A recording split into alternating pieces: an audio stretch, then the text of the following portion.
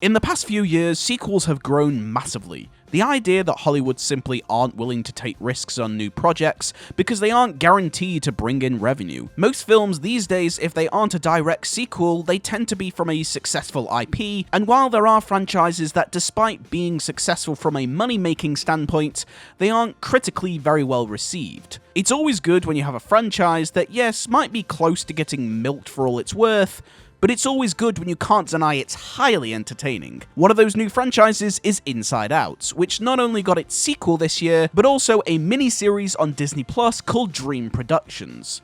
I apologize if this review is late, as you know, it's Christmas period, and I've been kind of busy, you know, 'tis the season and all that. Considering the success of the first film and the second, it's no surprise they are still doing things with this franchise. This show has 4 half-an-hour episodes with a mockumentary-styled show very similar to The Office, which is always a nice nod considering Phyllis Smith, who reprises her role as Sadness, was also a series regular on the US version of The Office. The original cast do reprise their role in this franchise, but only in short snippets. We see a new cast of characters as well, diving into the dreams of Riley, and one of its directors, Paula. I don't want to say too much, but from the very start, you see its inspirations of old sitcoms like Modern Family and, of course, The Office. First of all, the casting characters are all well written. While a lot of them have cliché and stereotypical personalities, considering it's being heavily inspired of sitcoms of the past, you kinda don't mind. You have the director, who is out of touch, the young and boomer-styled newbie played amazingly by Richard Ayoade. The show even plays fun at Hollywood itself, with the Hollywood head of productions telling the directors what she believes Riley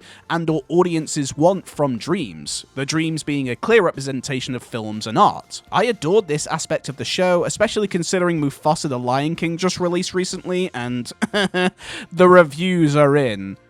Wah, wah, wah. The show also dives into dreams as a whole with more interesting concepts from this franchise. This franchise really showed that Pixar definitely hit gold with its idea, as its use of showing us something that is always so relatable. Its use of how dreams change the course of our lives is truly wonderful, and it also delves into different aspects, such as sleepwalking, and that sort of lucid dream state when you're asleep but you know you're in a dream, but also how dreams change and impact us. The themes of how dreams affect us all in our life is incredibly relatable, because if there's something we all do in this planet, it's dream. When you're younger, you dream about dinosaurs and flying, and when you're slightly older, they start to shape your life and think about what they mean.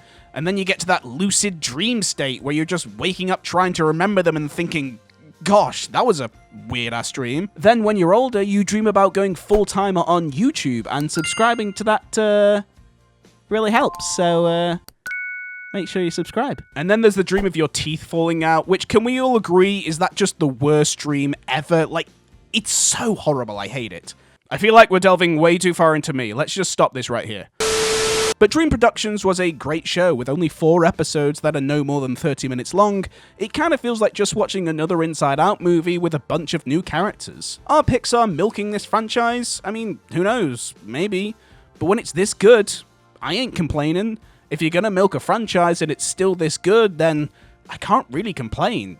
Can I? The franchise has really found a great idea of not only telling stories, but just as an actual idea. We knew this from the very first movie, just how clever this idea was. It wouldn't surprise me if we start seeing loads of different departments in Riley's body, which does lead me to believe that it could happen, as my only gripe with this show is, it's too short. It's obviously not as long as Monsters at Work, but it's not a short show like Dug Days. Who knows if we will see more of these characters, but I really enjoyed its obvious nod to classic sitcoms that have really just died out in these past few years. But also seeing them in animation form is definitely a new thing that I would love to see more of. Screw doing reboots of the same show, put it in animation form. That sounds freaking awesome. It was truly funny with some very clever jokes that you expect from Pixar. Pixar seemed to be having a lot more fun with their Disney Plus shows, with Monsters at Work Season 2 being a high point of this year for me. Win or Lose is set to come out next year, and now this show, it is definitely taking it out of the park with their Pixar shows. And now it just makes me more excited for Pixar to do more shows on Disney Plus.